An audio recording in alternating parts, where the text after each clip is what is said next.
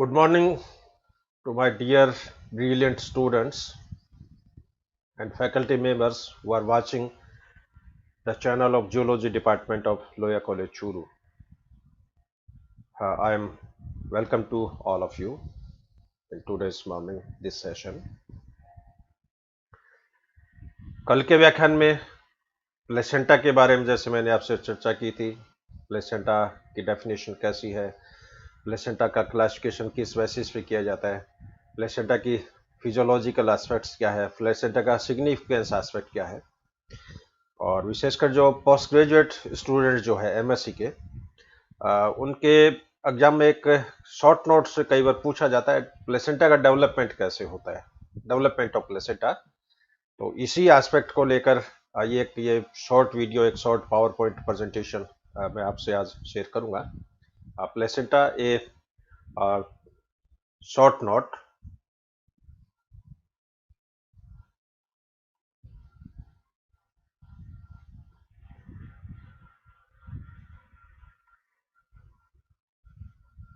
Development of placenta, placenta का development कैसे होता है, इसको मैं स्टेप बाय स्टेप आपसे मैं शेयर करूंगा।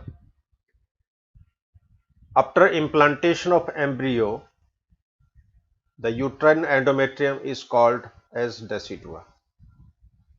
ब्लास्टोसिस्ट के गर्भाशय की भित्ति से प्रत्यारोपित होने के पश्चात गर्भाशय की जो एंडोमेट्रियम जहां पर एम्ब्रियो का इम्प्लांटेशन होता है उसे डेसिडुआ कहते हैं। The part of decidua where placenta is formed is called as decidua basalis. Decidua का वो भाग जहां पर प्लेसेंटा की फॉर्मेशन होती है उस भाग को डेसिडुआ बेसिलिस के नाम से जाना जाता है। The part of decidua which separate the embryo from uterine cavity is called as decidua capsularis. यानी डेसिडुआ का वो भाग जो एम्ब्रियो को गर्भाशय की गुहा से पृथक करता है उस भाग को डेसिडुआ कैप्सुलरिस के नाम से जाना जाता है। The remaining part which lined the uterine cavity is called as decidua parietalis. इसका जो रिमेनिंग भाग जो गर्भाशय की कैविटी को घेरे हुए रहता है, रेखित करता है, उस भाग को डेसिडुआ पेरिटैलिस के नाम से जाना जाता है।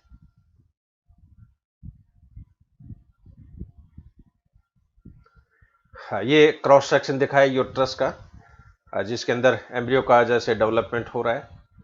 ये गर्भाशय की मायोमेट्रियम है यानी मस्कुलर लेयर। ये डेसिडुआ बेसिलिस है। ये कॉरियन आवरण है सबसे बाहरी। ये डेसिडुआ कैप्सुलरिस, इसके नीचे डेसिडुआ पेराइटलिस, और ये यूट्रस की कैविटी। तो ये यूट्रस का क्रॉस सेक्शन है वो दिखाया गर्भाशय का, जिसके अंदर एम्ब्रियो का डेवलपमेंट हो रहा है। अब भ्रूण का जब भी डेवलपमेंट होता है, इम्प्लांटेशन होता है, तो उसके अंदर फिंगर लाइक प्रोजेक्शंस बनते हैं जिनको विलाई कहा जाता है। अब ये विलाई जो डेवलप होती है वो प्राइमरी टाइप की बनती है, फिर सेकेंडरी टाइप की बनती है, फिर टर्सरी टाइप की बनती है, और इनकी भी एक पूरी सिस्टमेटिक सीक्वेंस है, सिस्टमेटिक इसमें स्टेप्स हैं। उसमें मैं आपसे चर्चा करूंगा। Trophoblast is initially single layered. Trophoblast प्रारंभ में सिंगल लेयर होता है, इसमें कोशिकाओं की एक ही परत होती है, but by multiplication it becomes double layer. लेकिन मल्टीप्लीकेशन के कारण ये दोहरी भित्ति वाला हो जाता है। It's one layer is called syncytiotrophoblast. अब इस डबल लेयर में इसकी जो एक लेयर होती है उसको सिंसियो ट्रोफोब्लास्ट बोलते हैं। सिंसियो ट्रोफोब्लास्ट का है, यहाँ पर अर्थ क्या है, ये मल्टी न्यूक्लिएट है, इसमें कोशिकाओं में एक से ज्यादा केंद्रक है। और सेकेंड लेयर जो यूनि न्यूक्लिएट होती है उसको साइटोट्रोफोब्लास्ट बोलते हैं। तो सिंगल लेयर्ड जो ट्रोफोब्लास्ट होती है ये डबल लेयर्ड ट्रोफोब्लास्ट में कन्वर्ट हो जाएगी, इसमें एक लेयर मल्टी न्यूक्लिएट, एक layer single nucleate. Multi nucleate layer है, इसको सिंसियो ट्रोफोब्लास्ट के नाम से जाना जाता है, और सिंगल न्यूक्लिएट जो होती है इसको साइटोट्रोफोब्लास्ट के नाम से जाना जाता है। यहाँ पर आप देख रहे हो ये जो सेल्स है ये मल्टी न्यूक्लिएट है, और ये जो सेल है ये यूनिन्यूक्लिएट है। और एनिमल्स में जब कोई भी सेल मल्टी न्यूक्लिएट हो तो उसके लिए सिंसीशियल शब्द यूज में आता है। यदि प्लांट्स में कोई सेल मल्टीन्यूक्लिएट हो तो उसके लिए सिनोसिटिक शब्द जो होता है वो यूज में आता है। तो सबसे पहले ट्रोफोब्लास्ट जो होती है वो डबल लेयर्ड स्ट्रक्चर्स में कन्वर्ट हो जाएगी और उसे मल्टीन्यूक्लिएट सिंसियोट्रोफोब्लास्ट बनेगी और सिंगल न्यूक्लिएट साइटोट्रोफोब्लास्ट बनती है।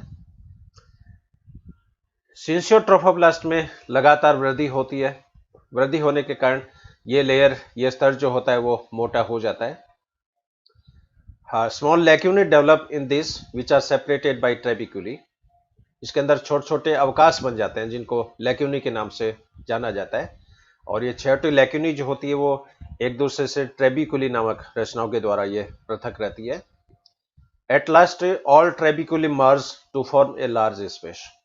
अंत में जितनी भी ट्रेबिक्यूली होती है वो आपस में मर्ज हो जाती है, आपस में फ्यूज हो जाती है, उनका संगलन हो जाता है और संगलन के कारण फिर एक बड़ी जो स्पेस जो होता है वो यहाँ पर डेवलप होता है। Due to damage of endometrium, endometrium के क्षतिग्रस्त होने के कारण, डैमेज होने के कारण ये लैक्यूनी ब्लड के द्वारा भर जाती है। Due to damage of endometrium lacunae is filled with blood. तो इसमें एक बार मैं फिर रिपीट कर दूं। Syncytiotrophoblast thicken due to growth, small lacunae develops in this which are separated by trabeculae. At last, all trabeculae merge to form a large space. Due to damage of endometrium, lacunae is filled with blood. हाँ, इसके बाद में the defect gradually disappear as the endometrium epithelium is repaired. ये घटना होती है implantation के 12वें और 13वें दिन। Blood filled lacunae appear in syncytiotrophoblast which filled with maternal blood establishing a primitive uteroplacental circulation. अब ये ब्लड लैक्यूली जो बनती है ये सबसे पहला इंडिकेशन है कि प्लेसेंटा के अंदर ब्लड का सर्कुलेशन जो है वो स्टार्ट हो गया है। ये इसके अंदर HLS सेक्शन दिखा है, हॉरिजॉन्टल लॉन्गिट्यूडनल सेक्शन, जिसके अंदर ये प्राइमरी विलाई है, लैक्यूनर नेटवर्क है, मैटरनल सिनुसॉइड्स है, एक्स एम्ब्रियोनिक सोमेटिक मीजोडर्म्स है इसमें, ये गर्भाशय की एंडोमेट्रियम है, ये कोरियोन आवरण है, प्राइमरी यॉक सैक है और एक्स एम्ब्रियोनिक स्प्लैंक्निक मीजोडर्म है। अभी जैसे मैंने आपको बताया कि गर्भाशय में जो विलाई बनती है वो 3 स्टेज में बनती है। सबसे पहले प्राइमरी विलाई बनती है, उसके बाद सेकेंडरी विलाई बनती है, उसके बाद में टर्सी विलाई बनती है और टर्सी विलाई तक बनने में लगभग इनको 21 दिन का समय लग जाता है। तो सबसे पहली जो स्टेज है that is primary villous formation. यहाँ पर क्या होगा, साइटोट्रोफोब्लास्ट कोर कवर्ड बाय सिंसियोट्रोफोब्लास्ट। तो साइटोट्रोफोब्लास्ट लेयर है वो सिंसियोट्रोफोब्लास्ट लेयर से कवर हो जाती है, आवृत हो जाती है और ये स्टेज फर्टिलाइजेशन के 12वें से 13वें दिन के पश्चात ये संपादित होती है। अब ये प्राइमरी विलाई फिर सेकेंडरी विलाई में कन्वर्ट होती है और इस दौरान क्या होगा, extra embryonic mesoderm invades the center of each primary villus. तो प्रत्येक जो प्राइमरी विलस होता है उसके अंदर एक्स्ट्रा एम्ब्रियोनिक मेम्ब्रेन जो होती है वो इन्वेट होती है, भीतर की तरफ धंसती है और इन्वेजन का ये जो प्रोसेस है ये फर्टिलाइजेशन के 16वें दिन तक संपन्न हो जाता है। इसके पश्चात ये सेकेंडरी विलाई टर्सी विलाई में कन्वर्ट होती है और टर्सी विलाई जब बनती है तो fetal blood vessels grow in the mesoderm forming the core of each villus. तो जो इन्वेजन के द्वारा जो मीजोडर्म पेनिट्रेट हुई थी उसके अंदर ब्लड वेसल्स जो होती है वो ग्रोथ करती है और प्रत्येक विलाई के अंदर एक कोर पार्ट, कोर का मतलब केंद्रीय भाग या सेंट्रल पार्ट, वो यहाँ पर डेवलप हो जाता है और टर्सी विलाई जो होता है वो फर्टिलाइजेशन के 21वें दिन तक जो है वो संपादित हो जाती है। ये इसमें फिगर दिखाई जैसे प्राइमरी विलाई का है, बहुत सिंपल है। ये इसमें फिर सेकेंडरी विलाई है और ये इसके अंदर ये टर्सी विलाई है। On later stage from each villus, cytotrophoblast cell emerge out from the syncytium. This cell dilates to form a cytotrophoblastic cell which isolate the syncytium to residua. And already formed villi are called as anchoring villi. अब इसके आगे की जो successive stages है ये बहुत ही systematic है लेकिन थोड़ी कॉम्प्लिकेट है। इसका डिटेल एस्पेक्ट में यहाँ नहीं ले रहा हूँ क्योंकि ये फिर ऑब्स्टेटिक्स का पार्ट है। जो मेडिकल कॉलेज में जो गायनेकोलॉजी में जो पोस्ट ग्रेजुएशन करते हैं उसके रिलेटेड ये एस्पेक्ट है, लेकिन समरी के रूप में ये स्टेप मैं आपसे शेयर करना चाहूँगा। तो कोरियोनिक विलाई के अंदर जो आगे की जो स्टेप होगी इसमें एंकरिंग विलाई बनती है। एंकरिंग विलाई बाद में रेमी चौड़ाई में कन्वर्ट होती है।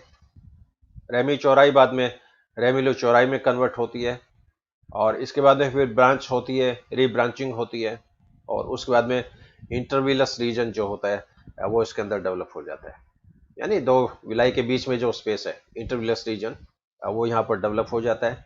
सरफेस एरिया बढ़ जाती है और गर्भाशय की जो विलाई है वो एम्ब्रियो की विलाई के साथ इंटरमिंगल्ड हो जाती है। जिस तरह अपन दो हाथ जैसे आपस में इस तरह फ्यूज कर रहे हैं, तो हाथों में जैसे विलाई है, अब ये दोनों उंगलियां इस तरह आपस में इंटरमिंगल्ड हो गई, तो इस तरह का जो एसोसिएशन होता है वो इस एम्ब्रियो फॉर्मेशन के दौरान संपादित होता है।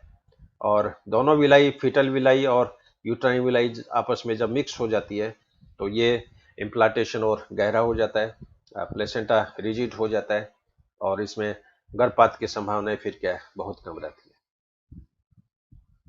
हाँ, ये एक फिगर मैंने आपसे शेयर किया है अपने ह्यूमन के प्लेसेंटा का। हाँ, इसमें आप देख रहे हो ये एम्ब्रियो है, इसके अंदर ये इसका यॉक्सैक है और ये विलाई है इसके अंदर, और विलाई का यहाँ पर इंटरमिंगलिंग दिखाई है, दोनों के फ्यूजन्स की दिखाई है और ये एक पूरा पूरा डिटेल फिगर है। इसमें सारी लेयर्स प्रेजेंट आप देख रहे हो, decidua capsularis, chorion, extra embryonic coelom, yolk sac, amniotic cavity, amnion, umbilical cord, chorionic villi, maternal blood, decidua, basalis. तो लगभग 4.5 सप्ताह में इस तरह की सिचुएशन जो होती है वो डेवलप हो जाती है। उसके बाद में प्लेसेंटा के द्वारा डेवलपिंग एम्ब्रियो को न्यूट्रिशंस मिलता रहेगा और बॉडी के अंदर, एम्ब्रियो के अंदर ऑर्गेनोजेनेसिस है वो स्टार्ट हो जाता है। शरीर के सारे जो अंग बनने हैं, इसमें ब्रेन है, स्पाइनल कॉर्ड है, आंखें हैं, कान है, आहरनाल है, हार्ट है, किडनी है, तो बॉडी में भी जितने भी ऑर्गन्स हैं वो ऑर्गन्स जो होते हैं वो बनते रहते हैं। लेकिन प्रेगनेंसी का पीरियड जो है बहुत सेंसिटिव होता है। इसमें मदर जो भी चीज खा रही है उसका अंश प्लेसेंटा के थ्रू एम्ब्रियो में जाता है। हमारे कोई मदर नशा करती है, शराब पीती है, अफीम खाती है और कोई मादक चीजें खाती है, तो ये इनके सभी के मॉलिक्यूल प्लेसेंटा के द्वारा डेवलपिंग एम्ब्रियो में चले जाते हैं और उसका सीधा असर भ्रूण के परिवर्धन पे पड़ता है और उस केस में मालफॉर्मेशन जो होती है वो विकृत हो जाती है। और इस तरह के अपने चूरू डिस्ट्रिक्ट में सबसे मैक्सिमम केस जो है वो राजगढ़ तहसील के अंदर जैसे रिपोर्ट होते हैं। राजगढ़ में तो लगभग हर हफ्ते जो भी डिलीवरी होती है तो महीने में 2-3 केस एबनॉर्मल मालफॉर्मेशन के केस हैं वो यहाँ पर डिटेक्ट होते रहते हैं। अब इसके पीछे रीजन क्या है, ये एक शोध का विषय है। हो सकता है कि इन एरियाओं के अंदर मादक पदार्थों का यूज किया जाता होगा, नशीले पदार्थों का यूज किया जाता होगा और कोई ड्रग्स जो है उनका यूज किया जाता होगा और उनके साइड इफेक्ट के कारण इस तरह के ये विकृत जो बच्चे होते हैं, मालफॉर्म बच्चे होते हैं वो पैदा होते हैं। तो ये कि बहुत ही शॉर्ट में प्लेसेंटा के डेवलपमेंट के बारे में मैंने आपसे शेयर किया है। इसके अलावा इसमें आपके कोई क्वेश्चंस हो, कोई क्वेरी हो तो आप निसंकोच व्हाट्सएप नंबर के द्वारा, व्हाट्सएप ग्रुप के द्वारा, यूट्यूब चैनल के द्वारा, फेसबुक के द्वारा, पर्सनल कांटेक्ट के द्वारा आप संपर्क कर सकते हैं और आपकी जितनी भी क्वेरीज हैं, समस्याएं हैं, उन सबको सॉल्यूशंस किया जाएगा। और अंत में अभी अब्दुल कलाम साहब का जैसे बर्थडे आया था तो कलाम साहब का 3D का जो विजन है, डेडिकेशन, डिवोशन, डिटर्मिनेशंस, इस 3D के फॉर्मूले को आपको फॉलो करना है और इस 3D फॉर्मूले को फॉलो करते हुए आप अपने करियर में बहुत ऊंचाइयों तक पहुंचोगे। इसी आशा के साथ मैं सभी को एक बार have a good day, have a great day. Thank you very much.